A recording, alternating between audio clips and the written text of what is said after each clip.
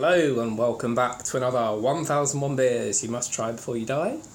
I've got another Belgian beer. So many Belgian beers of late, but so many in the book, so here we go. There is a good bit of sentence here, bit of a sentence that explains this beer quite well, and I'll talk about it more, but it says, "These days in Belgium, there is a small but thankfully growing movement of small brewers who are opposed to a long-standing trend of overspiced, overly sweet specialty ales." Now, the fact it says these brewers are opposed to overly sweet. This beer apparently is not overly sweet, so that's great.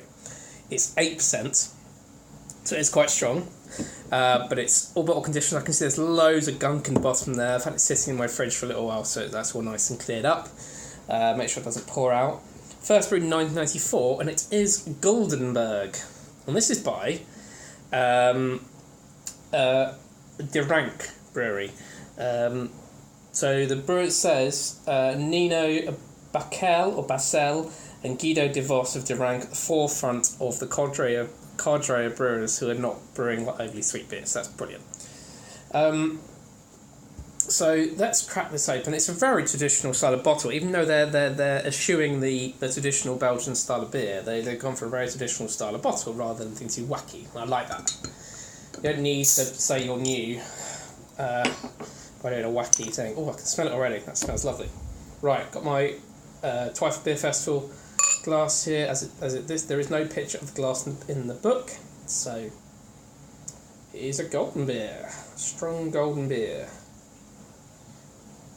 I'll talk about it in a sec. Let's pour it out and make sure I poured it correctly, so I don't get any of the quite a lot of yeasty gunk in the bottom. I'm seeing it coming through. I'm going to leave it there.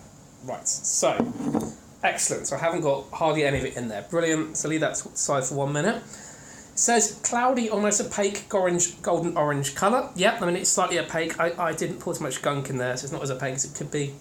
Nose is hoppy and herbal. Okay, let's go for the smell. It is indeed both hoppy and herbal. That's very, very nice. It says on the tongue, a mild sweetness is enveloped by a serious bitterness, grassy and dry, and still dry at the finish. So, okay, this is going to be a very dry, very hoppy, very bitter beer, then, clearly. So, it says it's a big, strong golden ale that suggests what Belgian triples could be. Guldenberg's malty sweetness is relatively mild, taking a backseat to robust bitterness from plenty of Hallertau hops. They add more of those during fermentation via dry hopping. The impression of herbs and spice in the flavour comes from the hops and the yeast, not from ingredients better reserved for soup. I like that. Beer can be found on draft and in bottles, but it says the bottle conditions version is arguably more complex. Oh, that's excellent. Right. Who wrote this? I like the name of the person. I like the cut of the jib of the people who wrote this. Who is JS? Contributors. I just want to see this first, because this is who's talking about soup. JS. Is there anyone I recognise? There's some interesting people in here. No Kurt Mattis there, of course. Joe Stange. Okay, freelance beer writer. Good stuff. Co-wrote around Brussels in 80 beers. Brilliant. So he knows his shit. Okay, right.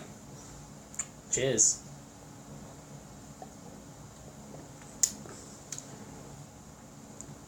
Oh, that's lovely. You can taste the booze.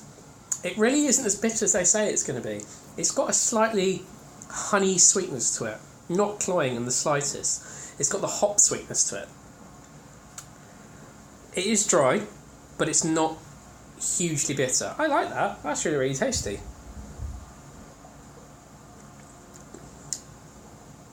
Yeah, it tastes like I've had some of the beers in Belgium that are the hoppier, goldeny beers. This is sort of in line with those. But this is a clearly strong beer, but it's still it's not hard to drink. It's a sipper. You wouldn't want to quaff this one back, even though you probably could, but you kind of want to take sips of it to enjoy the different complex flavours within it. And it's very, very fizzy as well, so you really wouldn't want to drink it too quickly.